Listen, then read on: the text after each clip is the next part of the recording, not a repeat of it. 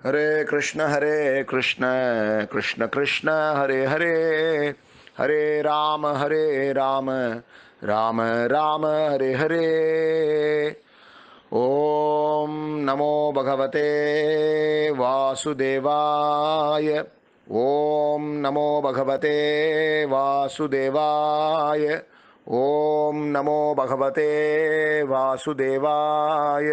नारायणं नमस्कृत्य नरं चैव नरोत्तमं देवीं सरस्वतीं व्यासं ततो जयमुदीरयेत्। नष्टप्रायेषु अभद्रेषु नित्यं भागवत सेवया भगवतिरुत्तमश्लोके भक्तिर्भवतिर्नैष्टिकी। ஸ்ரீமத் பாகவதம் 8வது அத்தியாயம், முதல் ஸ்கந்தம் 8வது அத்தியாயம். இன்றைக்கி நம்ம பார்க்க போகிற ஸ்லோகங்கள் 29, 30 3 ஸ்லோகங்கள் பார்க்க போகிறோம். நேற்று 26, 27, 28 ஸ்லோகங்கள் பார்த்தோம். குந்தி தேவி பஞ்ச பாண்டவர்களுடைய தாயார் பகவான் ஸ்ரீ கிருஷ்ணர் துவாரகைக்கு புறப்பட்டவுடன் புறப்பட்ட தயாராகி ரதத்தில் அமர்ந்த பிறகு அவரை ஸ்துதி செய்ய துவங்கினாள். பகவான் ஸ்ரீ கிருஷ்ணருடைய உண்மையான நிலையை இங்கு வர்ணித்துக் கொண்டிருக்கிறார்.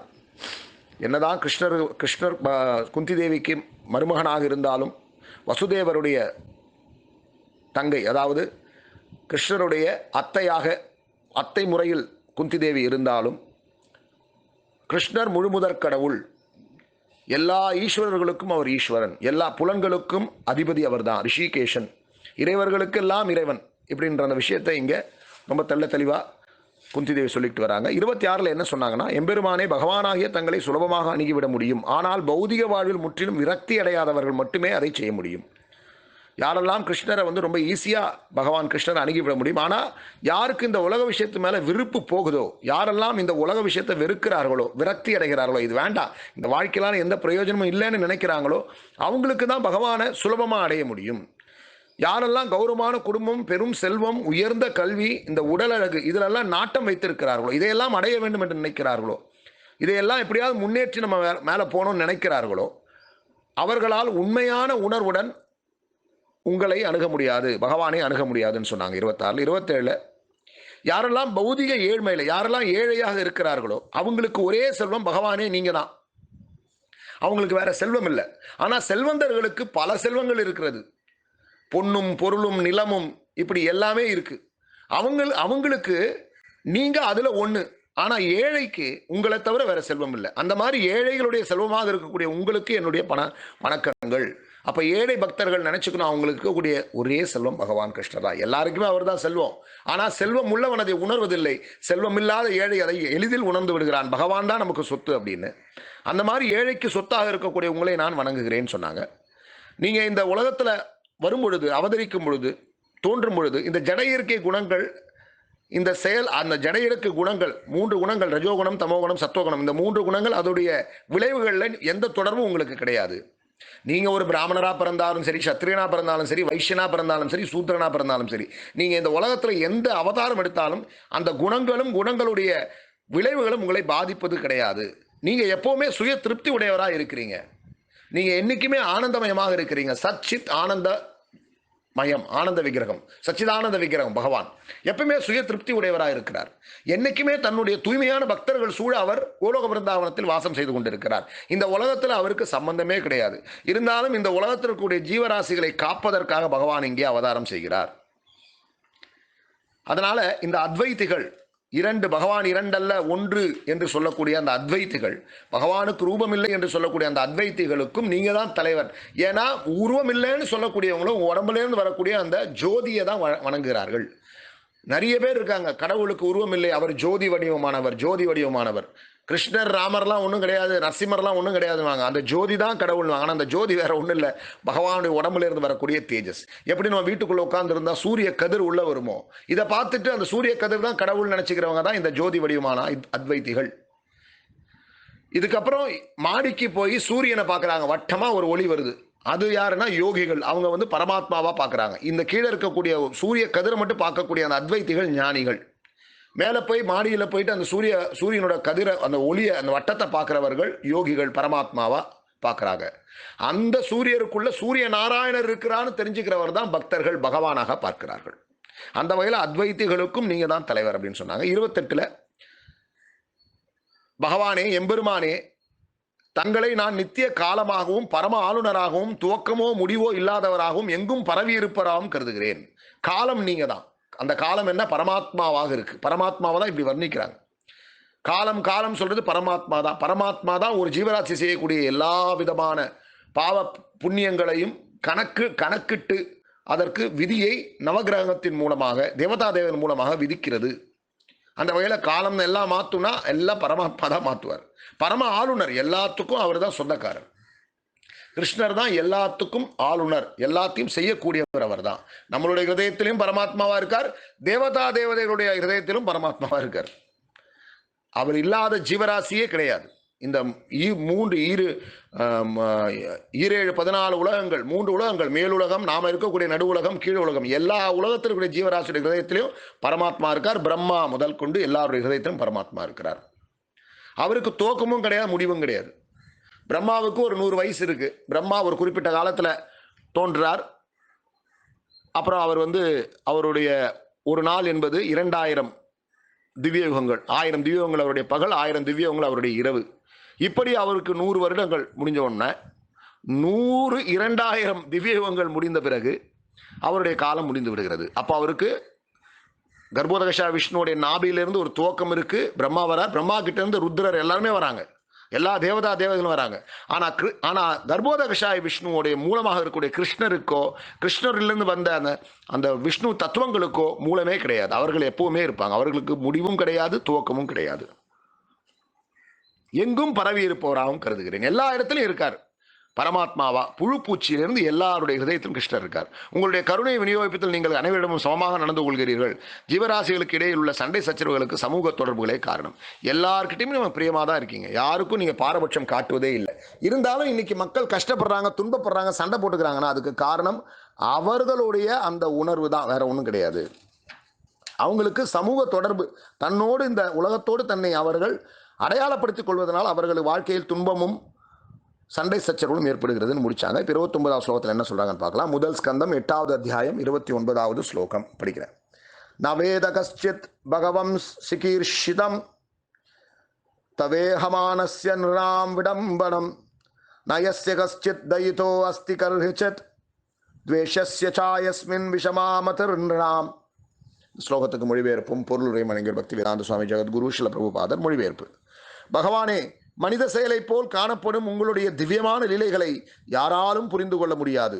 எனவே அவை வழி தவறச் செய்கின்றன. உங்களால் ஆதரிக்கப்படும் பொருளோ அல்லது வெறுக்கப்படும் பொருளோ எதுவும் இல்லை. என்றாலும் வெறும் கற்பனையால் நீங்கள் பாரபட்சம் கொண்டவர் என மக்கள் நினைக்கின்றனர். பகவானே, மனித செயலை போல் காணப்படும் உங்களுடைய திவ்யமான லீலைகளை யாராலும் புரிந்து கொள்ள முடியாது. கிருஷ்ணர் ராமராகவோ கிருஷ்ணராகவோ இந்த பூமியில் அவதரிக்கும் பொழுது அவர் மனிதரை போல பல காரியங்களை செய்கிறார். உதாரணத்துக்கு கிருஷ்ணரும் ஒரு குருவை ஏத்துக்கிறார். அந்த குருவை ஏத்துக்கிட்டதுக்கு அப்புறம் சாந்திப்பிணி முனி தான் கிருஷ்ணருடைய குரு. அந்த சாந்திப்பிணி முனிக்கு சேவை செய்கிறார் கிருஷ்ணர். எப்படி ஒரு சராசரியாக ஒரு குருகுலத்துக்கு சென்றால் ஒரு மாணவன் ஒரு குருவுக்கு சேவை செய்வானோ, அந்த மாதிரி பகவான் அவர்தான் எல்லாத்துக்கும் மூலமாக இருந்தும் ஆதியும் அந்தமும் இல்லாதவராக இருந்தும் எல்லா ஜீவராசியும் சர்வவியாபியாக இருந்தும் காலமாக இருந்தும் எல்லாவுமாக இருந்தும் பகவான் கிருஷ்ணர் சாந்திப்பினி முனி தன்னுடைய குருவுக்கு சேவை செய்கிறார் ஒரு மனுஷன மாதிரி. நந்த மகாராஜா யசோதாவெல்லாம் யசோதையெல்லாம் கிருஷ்ணரை கொஞ்சமும் செய்வா, கோபம் வரும்போது தண்டிக்கவும் செய்வா, அதையும் கிருஷ்ணர் ஏற்றுக்கிறார். இப்படி ஒரு சராசரி மனுஷனை மாதிரி கிருஷ்ணராக இருக்கட்டும் ராமராக இருக்கட்டும். பல பேர் ராமரை குறை சொல்லுவாங்க சில நேரங்களில், முட்டாள்கள் தெரியாமல். சீதாதேவியே அவர் சந்தேகப்பட்டாரே, அதில் பல சூட்சமங்கள் இருக்குது. ராவணன் கடத்தி சென்ற சீதாதேவி சீதையுடைய முழு அம்சம் அல்ல. அந்த சீதாதேவி அவளுடைய தாயான பூமாதேவியிடம் அடைக்கலம் கொண்டு விட்டால் அந்த நெருப்பில் அவங்க போயிட்டாங்க.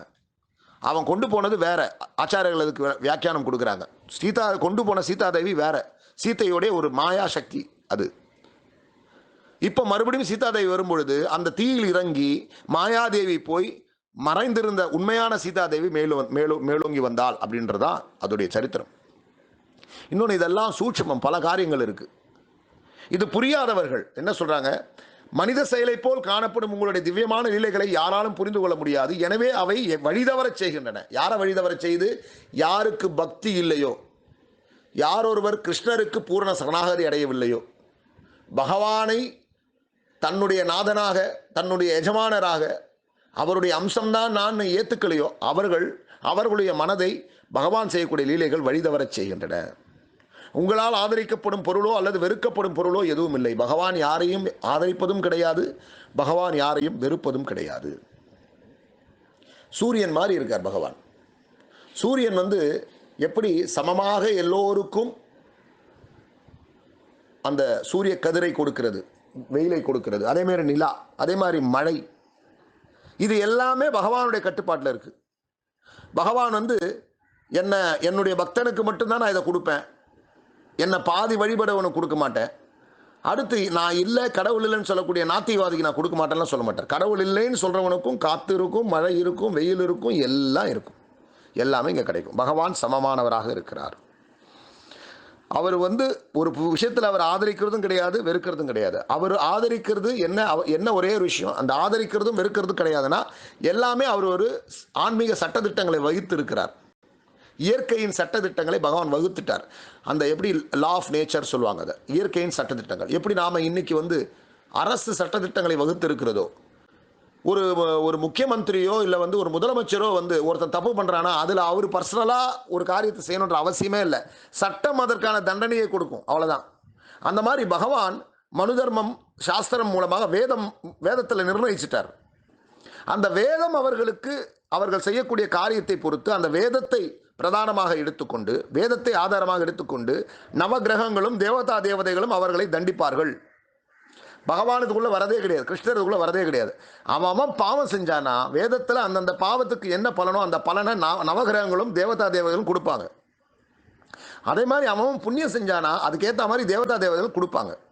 ஆனால் கிருஷ்ணர் தன்னுடைய பக்தர்களுக்கு மட்டும் அவர் தன்னுடைய விஷயத்தை ஏற்றுக்கொள்கிறார். அவர்களுக்கு பாவமும் சரி, அவர்களுக்கு தண்டனையும் சரி, நன்மையும் சரி பகவான் நேரடியாக கொடுக்கிறார். ஏன்னா அதுக்கு சரணாகதி தான் காரணம், வேற ஒன்றுமே கிடையாது.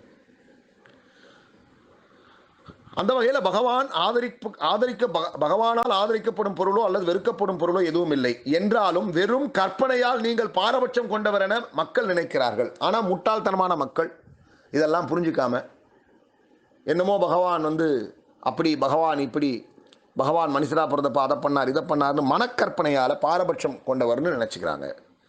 அதனால் என்ன சொல்லப்படுதுன்னா, பகவானே மனித செயலை போல் காணப்படும் உங்களுடைய திவ்யமான லீலைகளை யாராலும் புரிந்து கொள்ள முடியாது, எனவே அவை வழிதவரச் செய்கின்றன.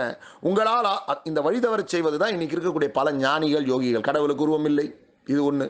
இன்னொரு பக்கம் யோகிகள்லாம், அவர் யோகி, கிருஷ்ணர் ஒரு யோகி, ராமர் ஒரு யோகி, அவங்கெல்லாம் மனிதர்கள் தான், அவங்கெல்லாம் கடவுள் இல்லை. நீங்களும் யோகி ஆகிட்டீங்கன்னா நீங்களும் ராமராயிடலாம், நீங்களும் கிருஷ்ணராயிடலாம், இப்படி சொல்லக்கூடிய சில ஆன்மீகவாதிகள் என்று சொல்லக்கூடிய பெயரளவு ஆன்மீகவாதிகள், ஆன்மீக யோகிகள், ஆன்மீக ஞானிகள் இருக்கிறார்கள்.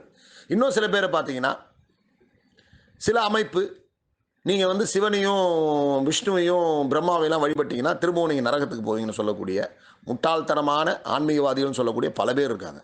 இதெல்லாம் நமக்கு தெரியாது. ஒருவேளை சில நீங்களே கூட வாழ்க்கையில் அந்த இயக்கங்கள்லாம் இருந்திருப்பீங்க, உங்களுக்கு தெரியாது அவங்க இந்த தத்துவத்தெல்லாம் சொல்கிறாங்கன்னு. அவங்க இந்த ஜோதி தான், இந்த ஜோதி தான் எல்லாமேன்னு சொல்லுவாங்க. ஆனால் அதுக்கு பின்னாடி இப்படிலாம் சொல்லப்படும். ஏன்னா நானும் ஒரு அகில உலக கிருஷ்ண பக்தி இயக்கம் இஸ்கானுக்கு வர்றதுக்கு முன்னாடி எங்கெல்லாம் கடவுள் இருக்காரோ, எங்கெல்லாம் சாமியோ, எதெல்லாம் கோயிலோ எல்லா இடத்துக்கும் சுற்றிட்டு இருந்தவன் தான். ஆனால் ஒரு காலகட்டத்துக்கு அப்புறம் தான் அகில உலக கிருஷ்ண பக்தி இயக்கம், இன்டர்நேஷனல் சொசைட்டி ஃபார் கிருஷ்ணா கான்சியஸ்னஸ்னு இந்த பகவத்கீதையை கையில் எடுத்து பிரபுபாதருடைய இயக்கத்துக்கு வந்ததுக்கு அப்புறம் தான் யாரெல்லாம் என்னெல்லாம் சொல்கிறாங்கன்னு புரிஞ்சுது.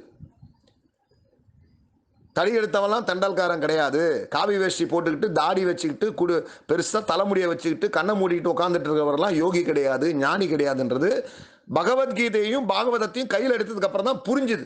அது வரைக்கும் புரியல. அது வரைக்கும் நமக்கு எல்லாமே ஒன்று மாதிரி தான் தெரிஞ்சது. எல்லாரும் கடவுளை பற்றி தானே சொல்லிக் கொடுக்குறாங்க, எல்லாரும் ஆன்மீகத்தை தானே சொல்லிக் கொடுக்குறாங்க. ஒரு பயனும் ஆன்மீகம் சொல்லிக் கொடுக்குறது கிடையாது, எல்லாம் சுயநலவாதிகள். அதனால தான் கிருஷ்ணர் சொல்கிறார், ஏவம் பரம்பரா பிராப்தம் இமம் ராஜர்ஷயோ விதுகுன்னு கீதையில் சொல்கிறார். அர்ஜுனா, என்கிட்டேருந்து ஒரு சிஷ்ய பரம்பரை வருது, அந்த பரம்பரை மூலமாக நீ ஞானத்தை தெரிஞ்சுக்கணுன்றார். கிருஷ்ணர் பிரம்மாவுக்கு சொல்லி, பிரம்மா நாரதருக்கு சொல்லி, நாரதர் வியாசருக்கு சொல்லி, வியாசர் அவருடைய சிஷ்யரான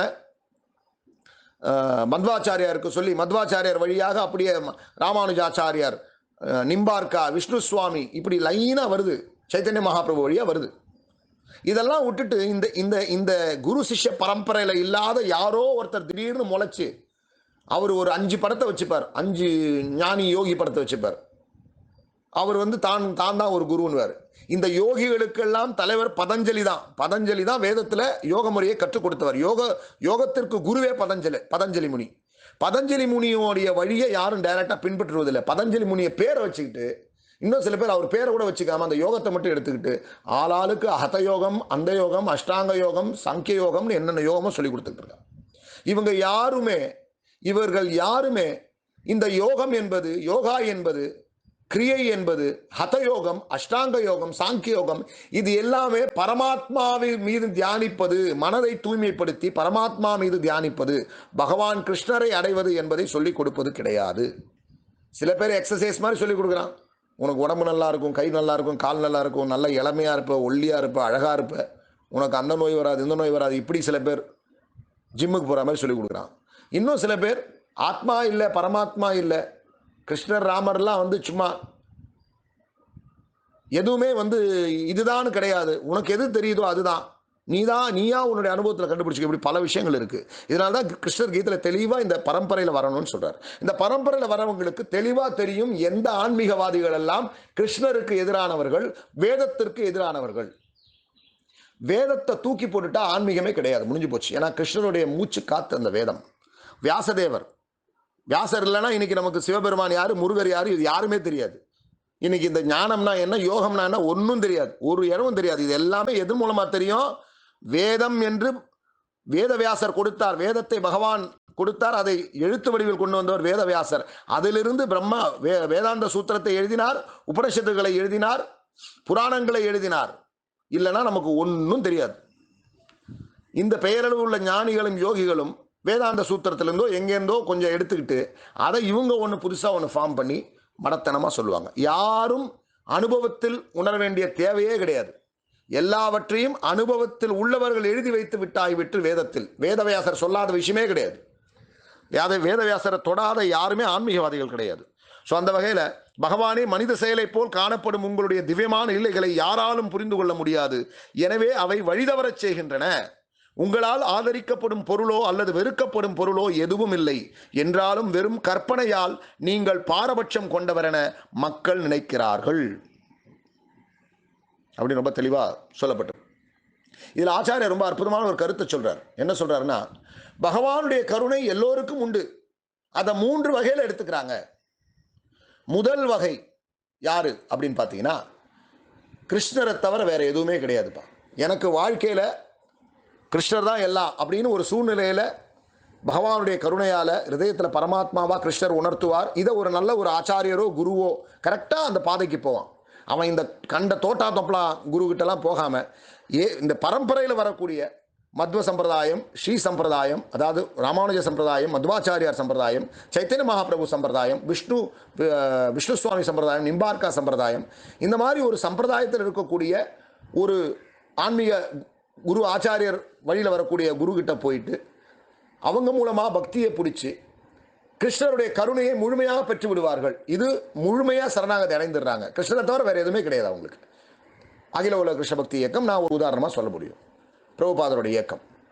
இன்னொன்று பார்த்தீங்கன்னா, வாழ்க்கையில் எப்போ பிரச்சனை வருதோ அப்போ கடவுள்கிட்ட வருவான். எனக்கு இந்த கவலை இருக்குது, அந்த கவலை இருக்குது, இந்த பிரச்சனை இருக்குது, அந்த பிரச்சனை இருக்குது. அந்த பிரச்சனை முடிஞ்ச உடனே மறந்துடுவான் கடவுளை. வாழ்க்கையில் அவனுக்கு தேவைன்னு வரும்போது கடவுள்கிட்ட கிருஷ்ணர்கிட்ட வருவான், இல்லை பெருமாள் கிட்ட வருவான். கிருஷ்ணர்கிட்ட மோஸ்ட்லி யாரும் வரதில்லை, எல்லாரும் வெங்கடாஜலபதி தான், பாலாஜி தான். சில பேர் ஸ்ரீரங்கத்துக்கு போகலாம், இன்னும் சில பேர் கும்பகோணம் உப்பிலியப்பன் கோவில், இந்த மாதிரி பல இடங்களுக்கு போகலாம். எல்லாம் தேவைக்கு போவான். அந்த தேவை பூர்த்தி ஆகணும்னு கடவுளை மறந்துடுவான். இப்போ அவனுக்கு பாதி கருணை தான் கிடைக்கும். இந்த முதல்ல இருக்கார் பாருங்க, ஆச்சாரியர் மூலமாக குரு மூலமாக பகவானுக்கு பக்தி பண்ணுறதா என்னுடைய கடமைன்னு நினச்சி வாடுறாரு பாருங்க, அவருக்கு பூரண கருணை கிடைக்கும். இந்த எப்போவாவது கடவுள்கிட்ட கொஞ்ச நாள் இருந்துட்டு அப்புறம் வந்தோன்னே விட்டு போகிற ஆளுக்கு பாதி கருணை. சுத்தமாக கருணை கிடைக்காது யாருக்கு தெரியுமா? கடவுளே இல்லைன்னு சொல்லக்கூடியவனுக்கு சுத்தமாக கருணையே கிடைக்காது. இப்படி 3 விதமான மக்கள் இருக்கிறார்கள். இந்த 3 பேருக்கும் பகவான் என்ன தேவையோ அதை கொடுக்கிறார். ஆனால் பரமாத்மாவாக இருந்து அந்த முழுக்க சரணாகதி அடைந்தவன் மேலோங்கி சென்று விடுகிறான்.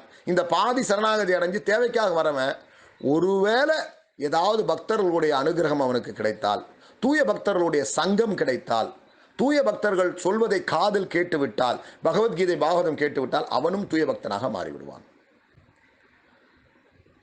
இந்த கருணையே இல்லாமல் இருக்கக்கூடிய நாத்திகவாதிகளுக்கெல்லாம் பகவானே கருணை கொடுத்தாதான் உண்டு.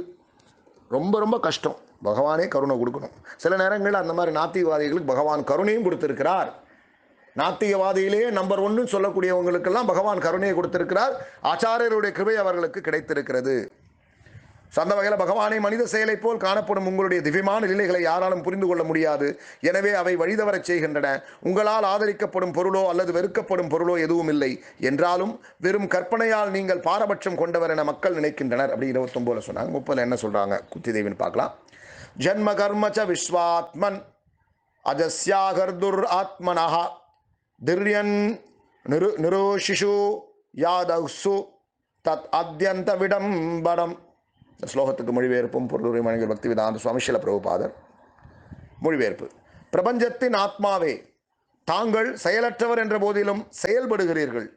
தாங்கள் பிறப்பற்றவராகவும் ஜீவசக்தியாகவும் இருப்பினும் பிறப்பை ஏற்கிறீர்கள். நீங்கள் மிருகங்கள், மனிதர்கள், முனிவர்கள் மற்றும் நீரினங்கள் ஆகியோருக்கிடையில் அவதரிக்கிறீர்கள். உண்மையில் இது திகைப்பூட்டுவதாகும். இதுக்கு முன்னாடி இருக்கக்கூடிய ஸ்லோகத்தெல்லாம் பகவான் எல்லையற்றவர், பகவான் சர்வவியாபி, பகவான் காலம், பகவான் இறைவர்களுக்கெல்லாம் இறைவன், அத்வைதிகளுக்கும் தலைவன், இப்படி பகவானை போற்றி புகழ்ந்தால் குந்தி தேவி. இங்க என்ன சொல்றாங்க? பிரபஞ்சத்தின் ஆத்மாவே. இந்த பிரபஞ்சத்து விஸ்வாத்மன் அப்படின்னு சம்ஸ்கிருத சொல்லப்படுறது. விஸ்வாத்மன், விஸ்வம் அப்படின்னா இந்த பிரபஞ்சம். இந்த பிரபஞ்சத்துக்கே ஆத்மா பகவான் கிருஷ்ணர் தான். தாங்கள் செயலற்றவர் என்ற போதிலும் செயல்படுகிறீர்கள். கிருஷ்ணருக்கு இந்த உலகத்தில் செய்ய வேண்டிய செயல் எதுவுமே கிடையாது. நான் அதுக்கு ஏற்கனவே ஒரு உதாரணம் சொல்லியிருந்தேன். முதலமைச்சருக்கோ பிரதம மந்திரிக்கோ ஜெயிலுக்குள்ளே போய் அவங்கள பார்க்க வேண்டிய தேவையே கிடையாது. அவங்களுக்கு உள்ள வேலையே கிடையாது. அவங்களுக்கு வெளியில் இருக்கக்கூடிய குடிமக்களை, சிட்டிசன்ஸை பார்க்க வேண்டிய வேலை நிறைய இருக்குது. எக்கச்சக்க பிரச்சனை இருக்குது. அவங்க அதில் தான் இருப்பாங்க எப்பயுமே. இந்த ஜெயிலுக்குள்ளே இருக்கக்கூடிய கைதிகளை பார்த்துக்க வேண்டிய தேவை ஒரு பிரதம மந்திரிக்கோ ஒரு முதலமைச்சருக்கோ கிடையாது. அதுக்குன்னு ஒரு சூப்பரண்டென்ட் ஆஃப் போலீஸ் இருக்கா, அங்கே ஜெயிலர் இருக்காங்க, அதுக்கு சட்டத்திட்டங்கள் இருக்குது, அது போக்கும் பார்த்துக்கும். லாஸ் ஆஃப் நேச்சர், இயற்கையின் சட்டத்திட்டங்கள். அந்த மாதிரி இந்த உலகத்தில், இந்த 17-14 உலகத்தில் பிறந்த ஜீவராசிகளை பார்க்க வேண்டிய தேவை பகவானுக்கு கிடையவே கிடையாது. எந்த செயலும் கிடையாது. அவர் நித்தியமாக வைகுண்டத்தில் நாராயணராக தன்னுடைய பக்தர்களுடனும், கோலோக விருந்தாவனத்தில் கிருஷ்ணர் தன்னுடைய கோபிகா பாவத்தில் இருக்கக்கூடிய பக்தர்களுடனும் ஆனந்தமயமாக வாழ்ந்து கொண்டிருக்கிறார். நிறைய செயல்கள் அங்கே இருக்கு. ஆனாலும் இந்த ஜீவராசிகள் இங்கே இப்படி கஷ்டப்படுதேன்னு இந்த ஜீவராசி மேல கருணை கொண்டு பகவான் இந்த உலகத்தில் தோன்றுகிறார், செயல்களை செய்கிறார்.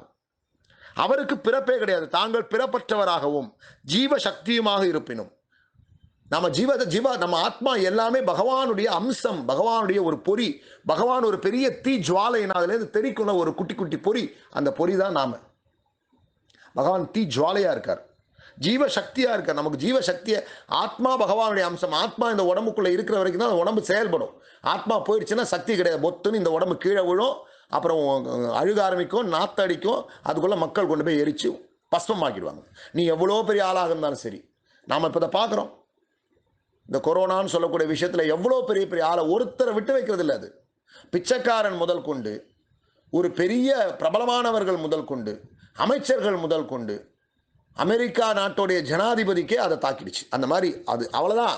மனிதனா பிறந்தவன் எந்த நிலையில் இருந்தாலும் எல்லோரையும் இயற்கையினுடைய சட்டத்திட்டங்கள் பாதிக்க செய்யும். எவ்வளோ பெரிய ஆளாக இருந்தாலும் பஸ்பந்தான் இல்லை, மண்ணுக்கடியில் புதைச்சிருவாங்க. அவ்வளோதான், முடிஞ்சு போச்சு கதை. பிறந்தவன் அனைவரும் இறந்தாக வேண்டும், இறந்தவன் அனைவரும் மீண்டும் பிறந்தாக வேண்டும். இதுதான் இயற்கையோட சட்டத்திட்டங்கள். இப்படி பிறந்து இறப்பதும், இறந்து பிறப்பதும், முதுமையையும் வியாதியும் அடைவதும், இதிலிருந்து தப்பிக்கிறதுக்காக தான் பகவான் நம்மளை இந்த இடத்துல பிறப்பெடுக்கிறார், நம்மளை காப்பதற்காக. இதை புரிஞ்சுக்காம பகவான் இல்லைன்றான் ஒருத்தன், பகவானை பாதி ஏற்றுக்கிறான். கிருஷ்ணர் முழுமுதற் கடவுள் இல்லை, இவர் தான் கடவுள், அவர் தான் கடவுள்ன்றான். ஒருத்தர் யாருமே கடவுள் இல்லை, நான் தான் கடவுள்ன்றான். இப்படி குழப்பி பிறந்து இறக்குறான், இறந்து பிறக்கிறான், மறுபடியும் வியாதியில் போகிறான், வயசாகுது, பிறக்கிறான், இறக்குறான். இப்படியே போயிட்டு இருக்கான். நம்மளை காப்பாற்றுறதுக்காக பிறப்பில்லாதவராக இருந்தாலும் அவர் பிறக்கிறார், ஜீவசக்தியாக இருந்தாலும் பிறப்பை ஏற்றுக்கொள்கிறார் பகவான். எப்படியெல்லாம் பிறப்பை ஏற்றுக்கிறார்? மனுஷா மட்டும் பிறப்பை ஏற்றுக்கிறார்? இல்லை, மிருகங்கள், மனிதர்கள், முனிவர்கள் மற்றும் நீரினங்கள் ஆகியோருக்கு இடையில் அவதரிக்கிறீர்கள். மிருகமாக பிறக்கிறார், நரசிம்மரா வரார், பன்றியின் ரூபத்தில் பகவான் வரார், வராக ரூபத்தில் வருகிறார். பூமி தேவியை காப்பதற்காக பகவான் பன்றி ரூபத்தை எடுத்துக்கொள்கிறார். இரண்யாட்சனை அழிப்பதற்காக. இன்னொன்று நரசிம்மரா வரார். பிரகலாதரை பக்தனை காப்பதற்காக பகவான் சிங்க ரூபத்தில் வருகிறார். இப்போ மிருகமா வரார். அடுத்து மனிதர்கள், கிருஷ்ணரா வரார், ராமரா வரார், வாமனதேவரா வரார், மனிதராக வருகிறார். அடுத்து முனிவராக வருகிறார், நரநாராயண ரிஷியாக வருகிறார். இன்னைக்கு பத்ரிகாசிரமம் எல்லாருக்கும் தெரிஞ்ச உயர்ந்த ஸ்தலம் பத்ரிகாசிரமம், நரநாராயண ரிஷியுடைய ஸ்தலம் அது. கிருஷ்ணர் நரநாராயணராக அங்கு இருக்கிறார், நரநாராயண ரிஷி. அது மட்டும் இல்லை, பகவான் நேரடி அவதாரமா நரநாராயண சக்தியாவேஷ அவதாரமா வியாசதேவரா வரார், நாரத முனியா வரார் பகவான். இப்படி ரிஷிகளாகவும் பகவான் வருகிறார். அடுத்து நீரினங்கள் ஆகியோருக்கு அவதரிக்கும். நீரினம் மீன் ரூபத்தில் மச்ச அவதாரம் பகவான் வருகிறார். 2 முறை மச்ச அவதாரம் எடுக்கிறார் பகவான். சத்தியவிரதனை காப்பதற்காக மச்ச அவதாரம் எடுக்கிறார். ஒரு தடவை வேதத்தை திருடிட்டு போனோன்னே வேதத்தை காப்பாற்றுறதுக்காக பிரம்மா கிட்ட இருந்து மச்ச அவதாரம் எடுத்து காத்து கொடுக்கிறார். இப்படி பகவான் இந்த பூமியில் வரும்பொழுது மனுஷனா மட்டும்தான் வர்றதில்லை. நாம் எதெல்லாம் தாழ்ந்த இனம் நினைக்கிறோமோ, ஒரு பன்றி என்பது மனிதன் வெறுக்கக்கூடிய இனம், அதில் பகவான் அவதரிக்கிறார். மீனாக அவதரிக்கிறார், ஆமையாக அவதரிக்கிறார். என்னெல்லாம் பண்ணணும் எல்லாமே பகவான் எடுத்துக்கிறார். எல்லா ரூபத்தையும் எடுத்துக்கிறார். குள்ளமாக இருக்கக்கூடிய வாமன ரூபத்தை எடுத்துக்கிறார். இப்படி பகவான் மிருகமாகவும் மனிதனாகவும் முனிவராகவும் நீரினங்கள் ஆகியோருக்கிடையில் அவதரிக்கிறீர்கள். உண்மையில் இது திகைப்பூட்டுவதாகும். இது ரொம்ப ஆச்சரியமான ஒரு விஷயம். பகவான் தன்னுடைய பக்தர்களை காப்பதற்கு எந்த நிலைக்கும் கீழிறங்கி வருகிறாரே, இது எவ்வளவு ஆச்சரியமான விஷயம்னு சொல்றாங்க. அந்த வகையில் இந்த 30வது ஸ்லோகத்தில், பிரபஞ்சத்தின் ஆத்மாவே தாங்கள் செயலற்றவர் என்ற போதிலும் செயல்படுகிறீர்கள். தாங்கள் பிறப்பற்றவராகவும் ஜீவசக்தியாகவும் இருப்பினும் பிறப்பை ஏற்கிறீர்கள். நீங்கள் மிருகங்கள், மனிதர்கள், முனிவர்கள் மற்றும் நீரினங்கள் ஆகியோருக்கு இடையில் அவதரிக்கிறீர்கள். உண்மையில் இது திகைப்பூட்டுவதாகும் அப்படின்னு சொல்லி முடிச்சிருக்காங்க. இனியும் வரக்கூடிய ஸ்லோகத்தில் பகவானுடைய நிலை, பகவான் செய்யக்கூடிய அற்புதமான லீலைகள், இதெல்லாம் எவ்வளவு உகந்தது, சிறந்ததுன்னு சொல்லிட்டு குந்தி மகாராணி தன்னுடைய வாழ்க்கையில் உள்ள விஷயத்தில் எப்பேற்பட்ட ஒரு சரணாகதியை எதிர்பார்க்க போகிறாள் என்ற விஷயத்தையும் சொல்ல போகிறாங்க. பொறுமையாக கேட்டு நாமளும் வாழ்க்கையில் அந்த சரணாகதியை அடைய முயற்சி செய்வோம். இன்றைய நாள் நல்ல ஒரு நாள் அமையணும்னு ஹரே கிருஷ்ண மகாமந்திரத்தை சொல்லி இன்றைய நாளை துவங்கலாம். ஹரே கிருஷ்ண கிருஷ்ண கிருஷ்ண ஹரே ஹரே, ஹரே ராம ராம ராம ஹரே ஹரே. ग्रंथराज श्रीमद् भागवतम की जय, जगद्गुरु श्रील प्रभुपाद की जय, गुरुदेव की जय. सर्वं श्री कृष्णार्पणमस्तु. ओम तत्सत.